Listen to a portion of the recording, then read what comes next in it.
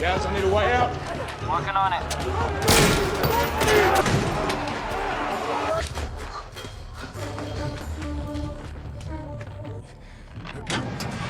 It's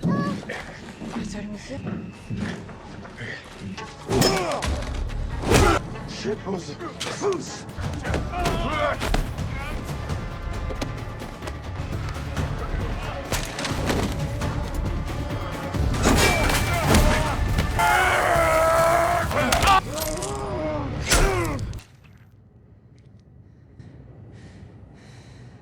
We've got to go, now! Let's go! All teams, move to Charlie, now, now!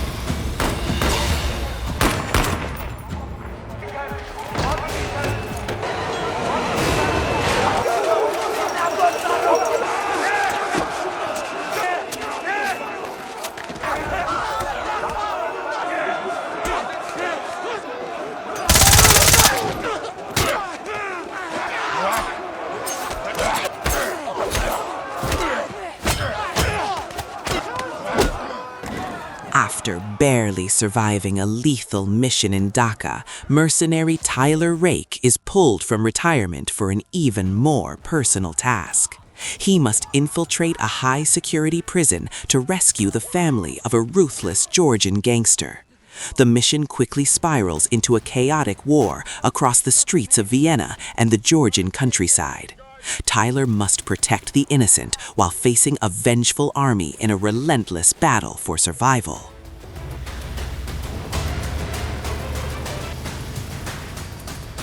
Military grade. Stack up, don't let...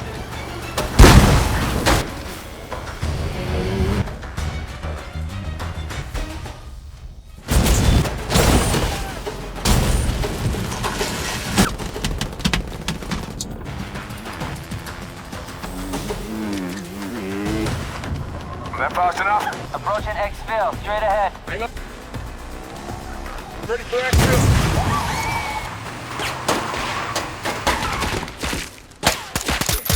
It's okay, I got you. 60 seconds out.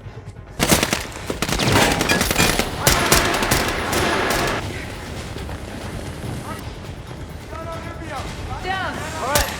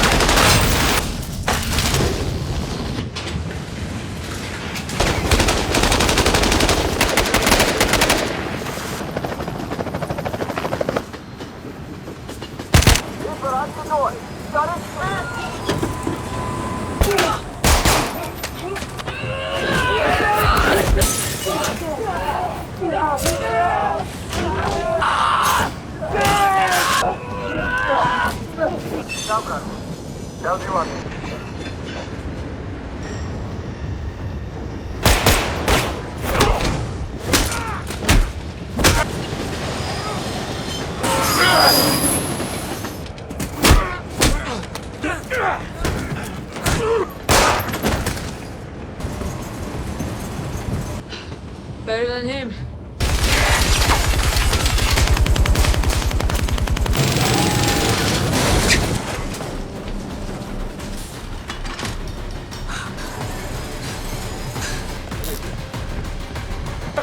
Figure it out later, mate.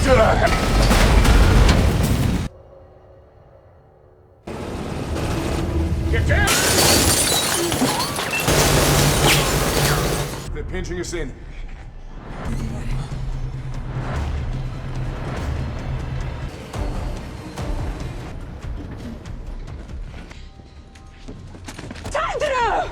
Sandra!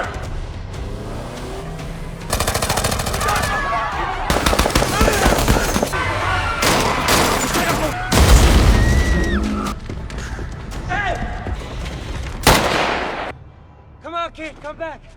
Come back here, come back to your mother. 어디 주연타?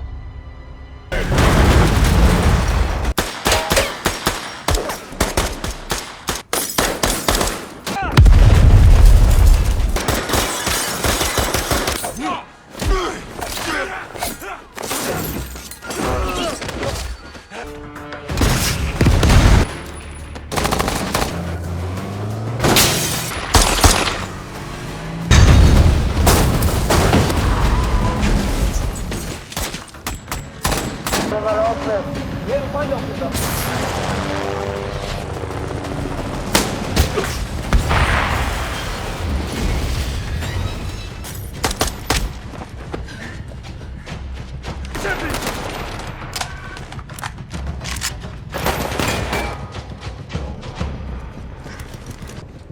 Tyler, we're at the elevator. Come.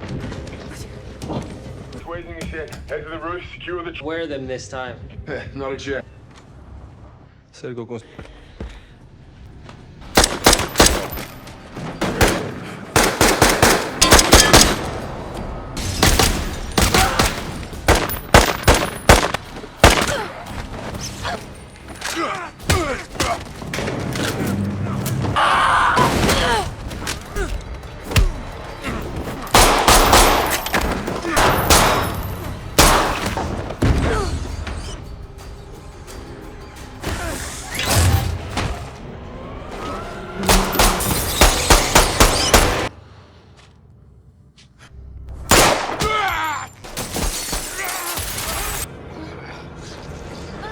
Should I not?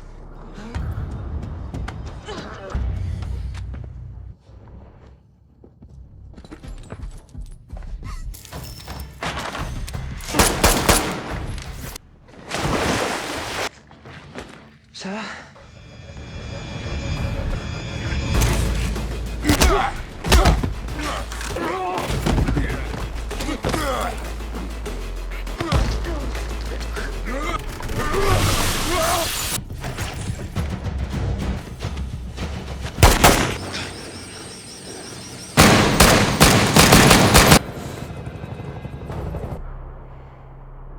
Why not? Just keep us flying, Nick. Just keep...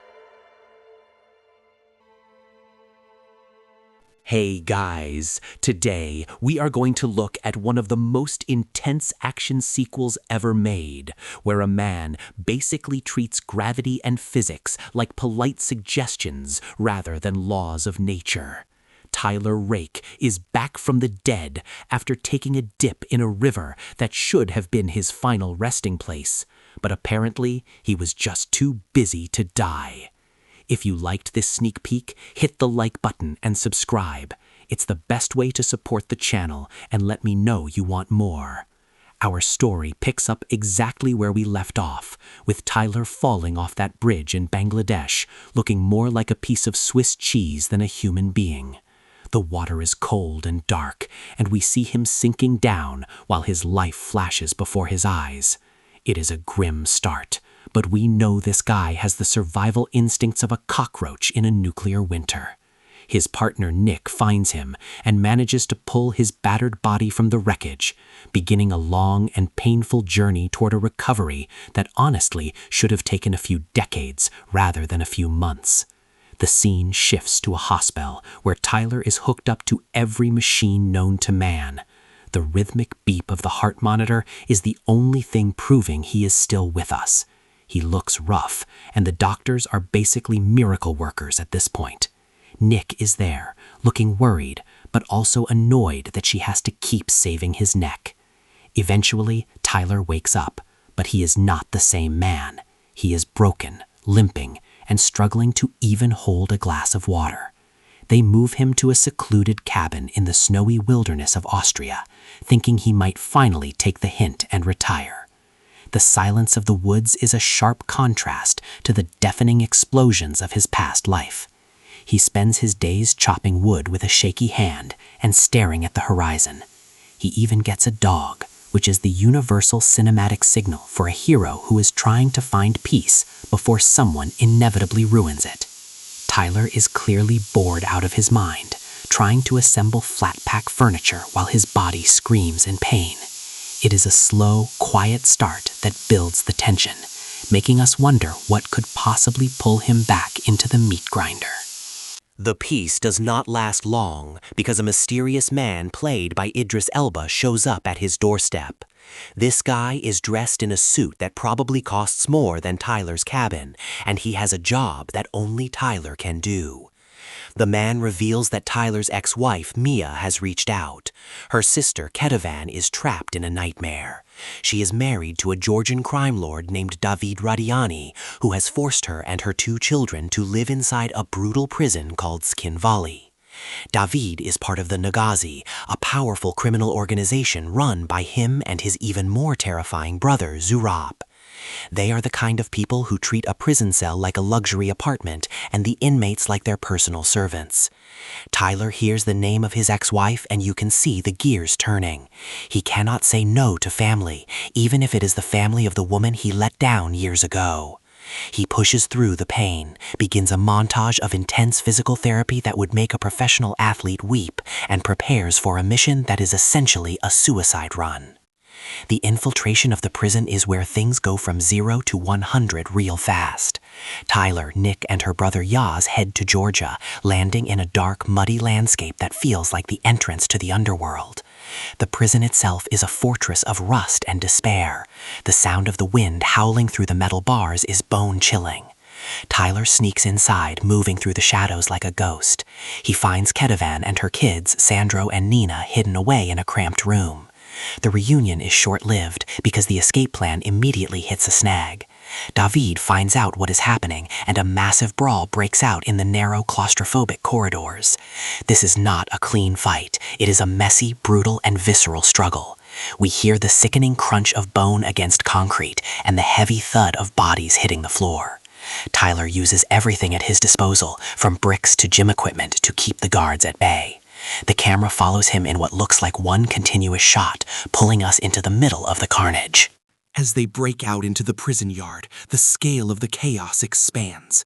It is a full-scale riot. Hundreds of inmates are fighting guards and each other, and Tyler has to navigate this sea of violence while protecting a mother and her 2 terrified children. The air is thick with smoke and the smell of burning rubber. We hear the roar of the crowd and the staccato rhythm of gunfire. Tyler is a whirlwind of calculated motion, taking down attackers with a level of precision that is honestly terrifying. At one point, his arm literally catches on fire, but he just uses it to punch a guy in the face. It is the kind of over-the-top action that makes you want to cheer and cringe at the same time. The sound design here is incredible, with the clang of metal shields and the whistling of Molotov cocktails, creating a symphony of destruction. They finally make it to the vehicles, but the Nagazi are not letting them go that easily. The chase that follows is a masterclass in tension. They are driving through the dark woods, being pursued by bikers and trucks filled with armed zealots. The sound of engines revving and tires screeching over the dirt is constant. Tyler is leaning out of the window, firing back with a level of accuracy that makes you think he has a built-in aimbot.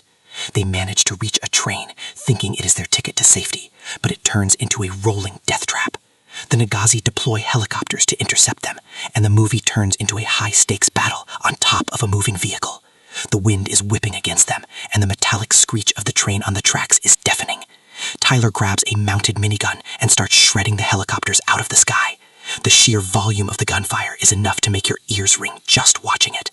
We see the helicopters explode in massive balls of fire, their rotors cutting through the air like giant scissors before they crash into the landscape.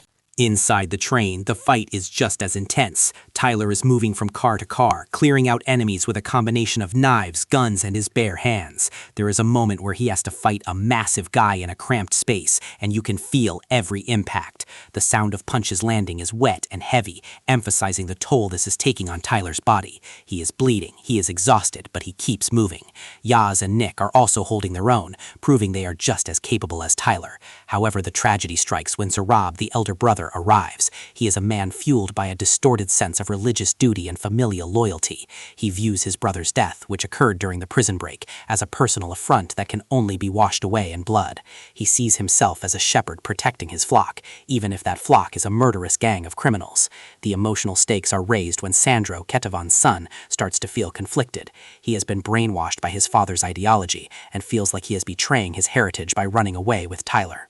The action shifts to Vienna, where Tyler hides the family in a high-rise hotel.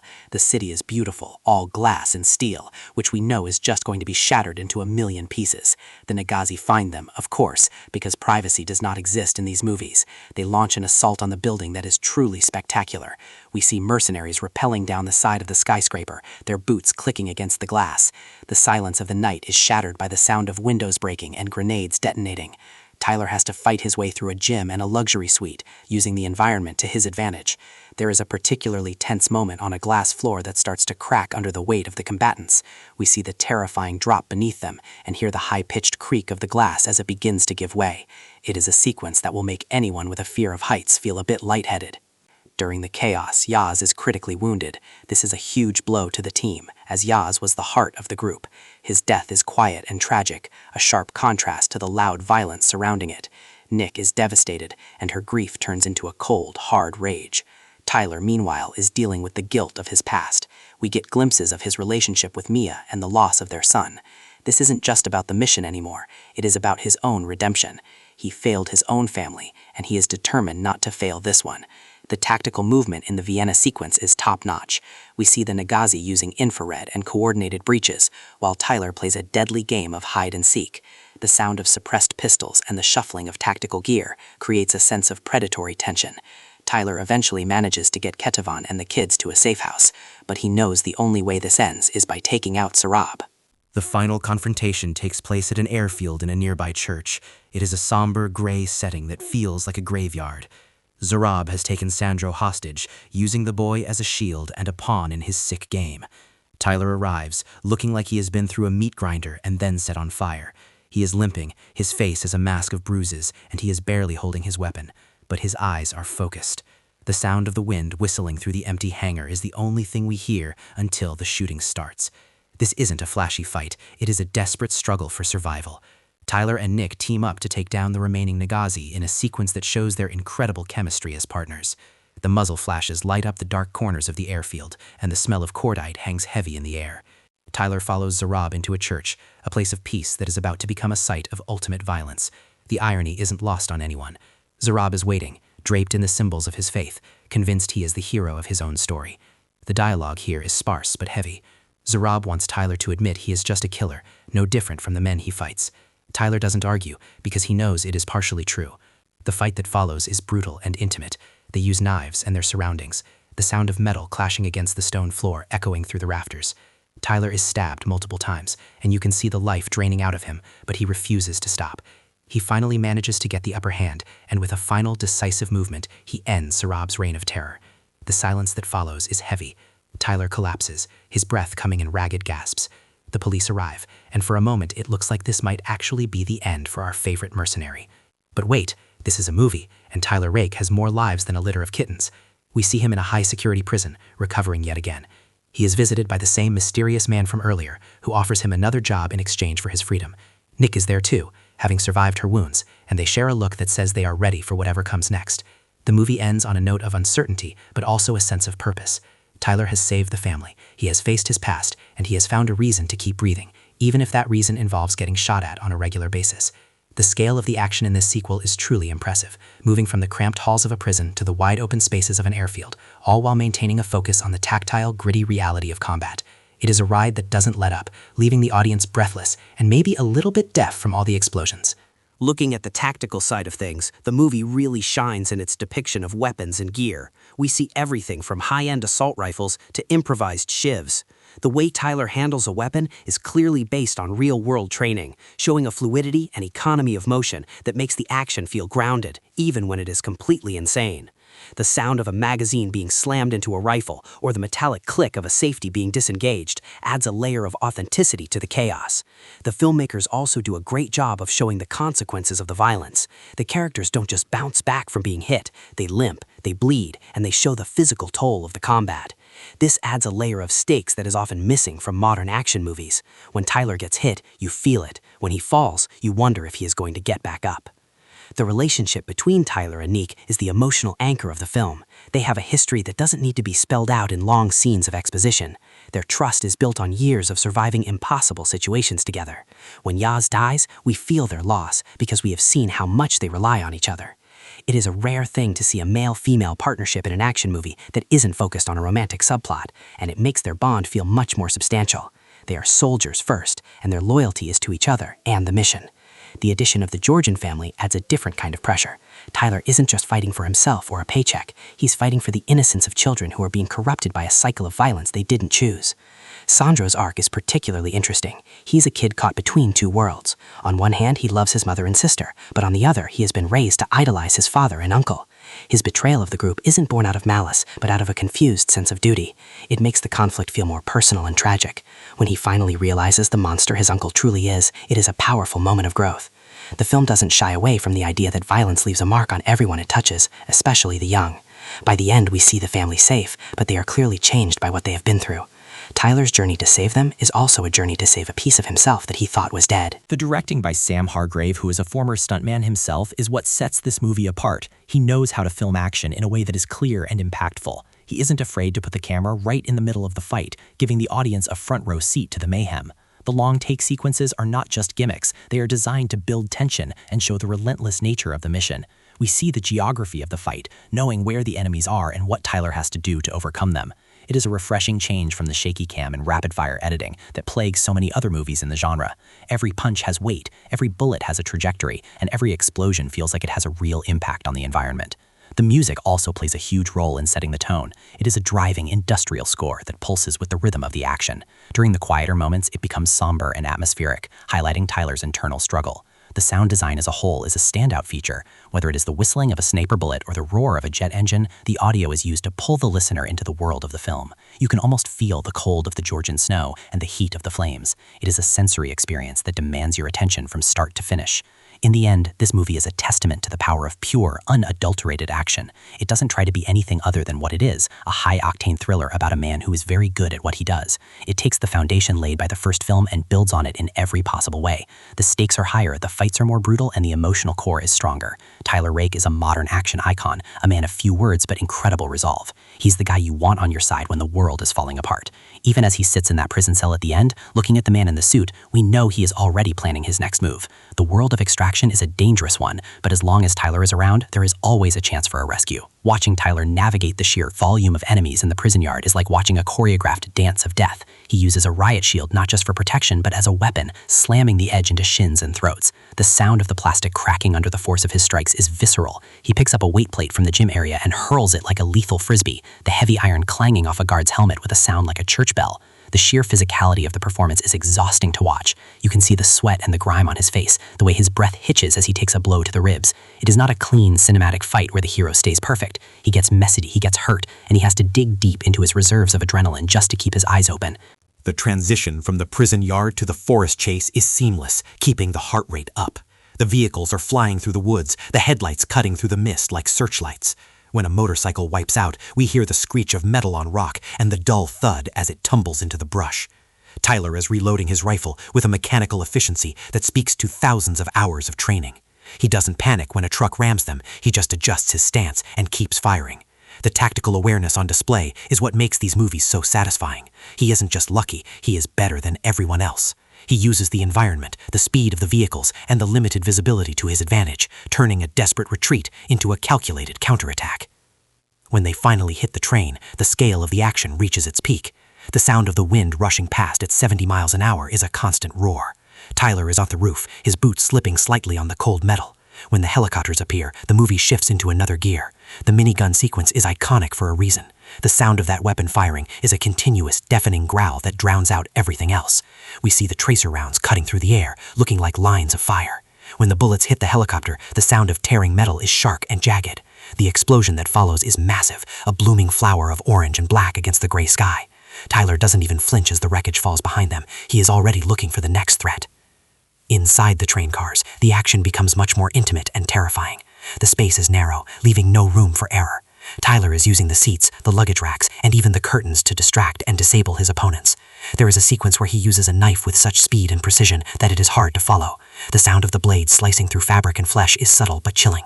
He is a predator in a cage, and the Nagazi are starting to realize they are trapped in here with him. The train derailment is the final punctuation mark on this sequence, a massive cacophony of grinding metal and breaking glass that leaves everyone dazed and bleeding. The silence after the crash is almost as intense as the noise that preceded it, filled only with the sound of escaping steam and the distant crackle of fire. The Vienna sequence offers a different kind of thrill. It is vertical, sleek, and modern. The Nagatsi's arrival in the city is marked by a series of coordinated strikes that show their resources and their ruthlessness. They don't care about collateral damage, they just want their target. The fight in the hotel gym is a standout, with Tyler using exercise bands and weights as improvised weapons. The sound of a rubber band snapping against a face or a dumbbell hitting a floor is sharp and clear. The glass floor sequence is a masterclass in suspense. Every movement causes a new crack to spiderweb across the surface. The high-pitched tinkling of falling glass shards creates a sense of fragility that contrasts with the heavy violence of the combatants. When the glass finally shatters, the sudden rush of air and the roar of the city below is overwhelming. Throughout all this, the character of Zurab remains a fascinating villain. He isn't just a thug, he is a man with a philosophy, however warped it may be. He believes he is doing what is necessary for his family and his people. His grief over his brother is real, and it fuels his every action. This makes him a much more formidable opponent for Tyler, because he isn't just fighting for money or power, he is fighting for his soul. The scenes between him and Sandro show his manipulative nature as he tries to mold the boy into a version of himself. It is a battle for the next generation, and Tyler is the only thing standing in the way of Sandro becoming another monster in the Nagatsi lineage. The final act in the church brings the themes of the movie full circle. It is a place of judgment and penance. Tyler is covered in the blood of his enemies and his own, standing before a man who thinks he is a god. The final fight is slow and heavy, emphasizing the exhaustion of both men. They are two ghosts fighting in a graveyard. The sound of their breathing is loud in the empty church, a rhythmic reminder of their mortality. When Tyler finally wins, it isn't with a flashy move or a witty one-liner. It is a grim, necessary act that brings an end to the cycle of violence. The look on his face isn't one of triumph, but of relief. He has done what he set out to do, and now he can finally rest, even if that rest is behind bars. The movie manages to balance this incredible action with moments of genuine emotion. Tyler's conversation with Mia is a highlight, offering a glimpse into the man he used to be before the grief consumed him. It gives us a reason to care about his survival beyond just wanting to see more stunts. We see a man who is trying to forgive himself for a mistake that can never be undone. By saving Ketevan and her children, he is finding a way to live with his past. The film ends not with a bang, but with a quiet promise of more to come. Tyler Rake is a survivor, and as long as there are people who need saving, he will find a way to pick up a gun and get back into the fight. The technical achievements of the film cannot be overstated. The cinematography captures the gritty beauty of the locations, from the frozen forests of Georgia to the glittering skyline of Vienna. The lighting is used to create mood and tension, with deep shadows and harsh glares. The editing is precise, ensuring that the audience never loses track of the action, even in the middle of a chaotic riot. The stunt work is world-class, with performers putting their bodies on the line to create sequences that feel real and dangerous. It is a movie that respects its audience, offering a level of craft and dedication that is rare in modern blockbusters. It is a visceral, immersive experience that leaves you wanting more. As we wrap up this journey with Tyler Rake, we are left with a sense of the sheer resilience of the human spirit. Tyler is a man who has been beaten, shot, stabbed, and broken, yet he refuses to stay down. He is driven by a code of honor that is simple but absolute. He protects those who cannot protect themselves, and he stays loyal to his friends until the very end. The world of Extraction is a dark and violent one, but Tyler is a flickering light in that darkness. He is a hero for a cynical age, a man who doesn't need superpowers to do the impossible. He just needs a weapon, a plan, and the will to keep moving forward. The movie leaves us with the image of Tyler in his cell, a man who has found a strange kind of peace in his captivity. He is a soldier without a war, at least for the moment. But the arrival of the mysterious stranger tells us that his story is far from over. There are more extractions to be made, more villains to be stopped, and more bridges to fall off. And honestly, we wouldn't have it any other way. The legend of Tyler Rake is just beginning, and we are all along for the ride. The sound of the prison door closing is the final note in this symphony of action, but we know it won't be long before we hear the roar of an engine and the crack of a gunshot once again. The incredible depth of the choreography in the second film is a testament to the growth of the franchise. In the first movie, we were introduced to a man who was a force of nature, but in the second, we see the man behind the myth. We see his vulnerabilities and his fears. The prison riot is not just an action scene, it is a descent into madness. Every inmate Tyler faces is a person with their vulnerable desperation, and he has to navigate that without losing his own humanity. The way he uses his surroundings to create distance or to close in on a target is fascinating. He isn't just a brawler, he is a tactician who thinks several steps ahead. This is most evident in the way he handles the various types of weaponry, switching from a long-range rifle to a handgun to a knife without missing a beat.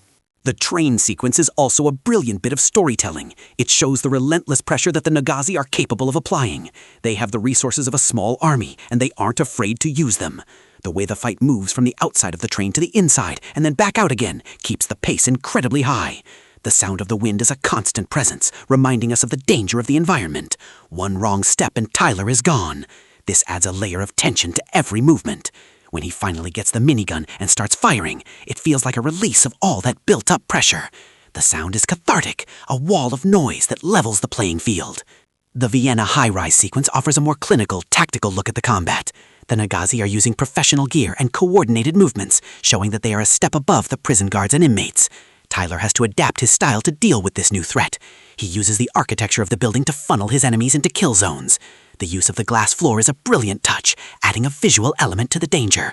We see the enemies through the floor before they even reach him, creating a sense of dread.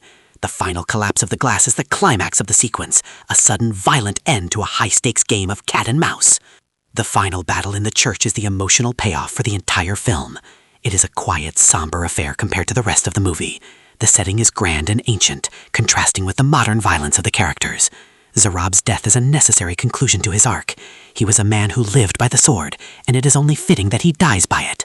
The interaction between Tyler and Sandro in these final moments is crucial. It shows that Tyler has succeeded in saving the boy's soul as well as his life. He has shown him that there is a different way to be a man, one that isn't based on violence and fear. The film is a masterclass in how to do a sequel right. It takes everything that worked in the first movie and turns it up to 11.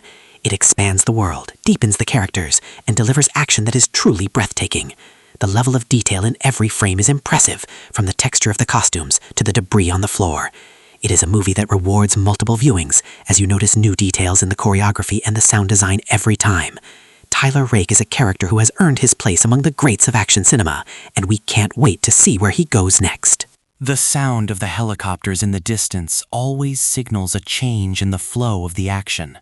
It is a low, rhythmic thumping that grows into a deafening roar. In the train sequence, this sound becomes a predator's growl. You can almost feel the vibrations in your chest. When Tyler fires the minigun, the sound is a solid wall of noise, a staccato rhythm that pulses with energy. The clinking of the empty shell casings as they hit the metal floor of the train is a sharp, metallic counterpoint. This attention to auditory detail is what makes the movie feel so visceral. You aren't just watching the fight, you are hearing it, feeling it, and experiencing it in a way that few other films can achieve. The tactile nature of the film is also a major factor in its success. We see the way the snow clings to Tyler's coat, the way the mud splatters against the windows of the getaway car, and the way the glass shatters into tiny, sharp pieces. These details make the world feel lived in and real. When Tyler is injured, we see the blood soak through his clothes and the way his movements become slower and more deliberate. This isn't a world where heroes have infinite health bars. They have to fight for every inch, and every victory comes at a cost. This makes the stakes feel much higher, as we know that any mistake could be fatal. The humor in the film is sparse but effective.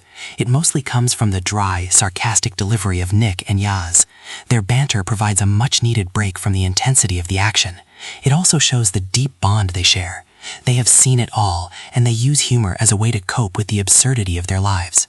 Tyler himself is mostly serious, but even he has a few moments of dry wit. These moments humanize the characters and make them more relatable. They aren't just killing machines, they are people with their own quirks and personalities. In the end, the movie is a celebration of the craft of action filmmaking. It shows what can be achieved when you have a talented cast and crew who are dedicated to creating something special. It isn't just about the explosions and the gunfights. It is about the story and the characters. It is about the struggle to do the right thing in a world that is often dark and unforgiving. Tyler Rake is a hero for our times, a man who is broken but still fighting. He is a reminder that no matter how many times we fall, we can always find the strength to get back up. The film's exploration of family is perhaps its most surprising and effective element. We see three very different families. There is Tyler's lost family, which haunts him and drives his desire for redemption. There is Ketavan's family, which is being torn apart by the violence of the Nagazi. And then there is the Nagazi themselves, a family built on a foundation of blood and loyalty. The contrast between these groups is what gives the movie its emotional weight. It shows that family can be a source of strength, but it can also be a source of destruction. Tyler's journey is about choosing which kind of family he wants to be a part of. The cinematography in the final church scene is particularly striking. The use of natural light filtering through the stained glass windows creates a sense of solemnity. The shadows are long and deep, hiding the characters as they move through the pews. It is a stark contrast to the bright, sterile environment of the Vienna Hotel. This change in visual style reflects the shift in the tone of the movie, as it moves from high-stakes action to a more personal, emotional climax. The final shot of Tyler in his cell, bathed in a soft gray light, is a perfect ending to the film. It suggests a sense of peace he hasn't felt in a long time. The legacy of this film will undoubtedly be its incredible action sequences. They have set a new bar for the genre, combining practical stunts with innovative camera work. The prison riot and the train chase will be studied by action filmmakers for years to come. But beyond the spectacle, there is a heart to the movie that resonates with audiences. It is a story about a man who is trying to find his way back from the brink. It is a story about hope, even in the middle of a war zone. Tyler Rake is more than just a mercenary. He is a man who is looking for a reason to live, and in saving this family, he finally finds it. The sound of the final gunshot in the church is loud and definitive. It marks the end of Zarab's reign and the beginning of a new chapter for Tyler. The silence that follows is thick with emotion. We see Tyler look at Sandro, and in that moment, no words are needed. The boy is safe, and the cycle of violence has been broken. It is a powerful conclusion to a film that is as much about the consequences of violence as it is about the violence itself. The movie doesn't glamorize the life of a mercenary. It shows the toll it takes on the body and the soul. But it also shows the importance of having something to fight for. As we look back at the entire experience of the film, we are struck by the sheer scale of the ambition on display. The filmmakers haven't just made a sequel, they have made an epic. They have taken us on a journey across continents and through a variety of different environments, all while keeping the focus on the central characters. It is a ride that is as exhausting as it is exhilarating, and in the center of it all is Tyler Rake, a man who continues to defy the odds. He is a character who has become a symbol of resilience, and his story is one that we will be following for a long time to come. The world of the Nagazi is one of the most interesting aspects of the film's world building. They aren't just a gang, they are a brotherhood with their own set of rules and rituals. Their devotion to their leaders is absolute, making them a terrifying force to behold.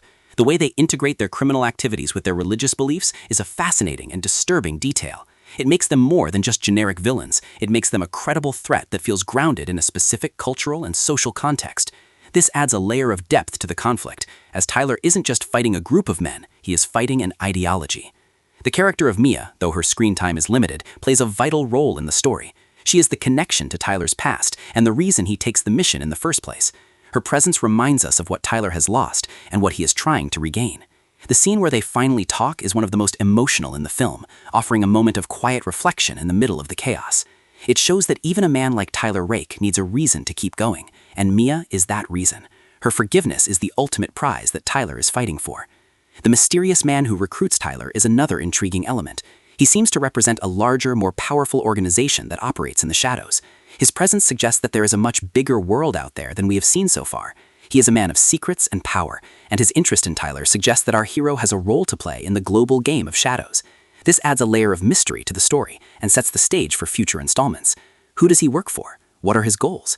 These are questions that will surely be explored in the future. The film's pacing is excellent, moving from one high-stakes situation to the next without ever feeling rushed. It knows when to slow down and let the characters breathe, and when to ramp up the tension and the action. The recovery sequence at the beginning is a perfect example of this. It takes its time to show Tyler's struggle, making his eventual return to action feel earned. The transition to the prison break is sudden and jarring, perfectly capturing the shock of the mission. From there, the movie is a relentless descent into chaos, with each sequence building on the last. The use of the Georgian locations is another standout feature.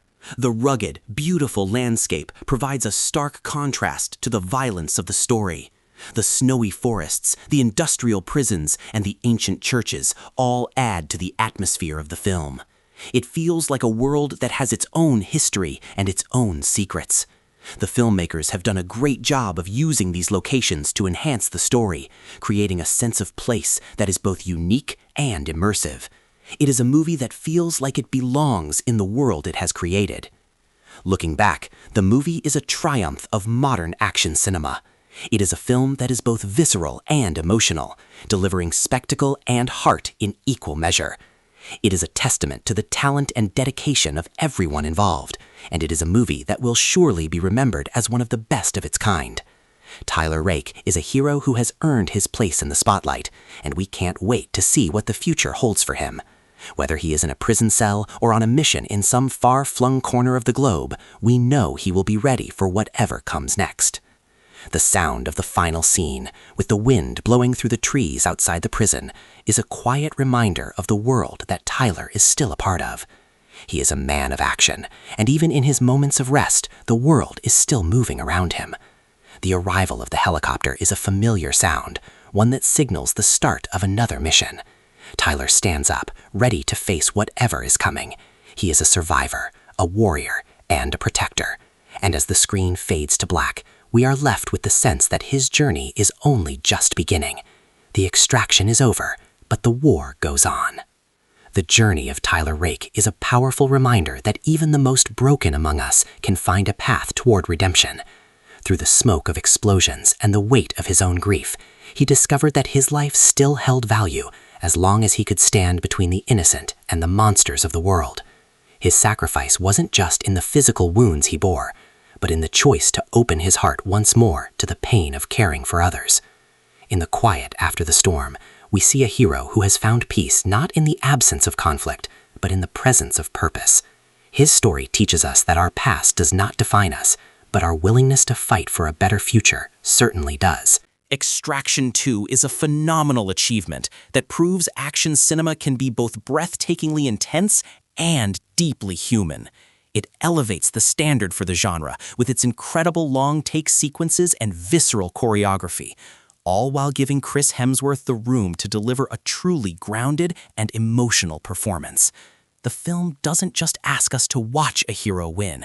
It asks us to watch a man survive his own history.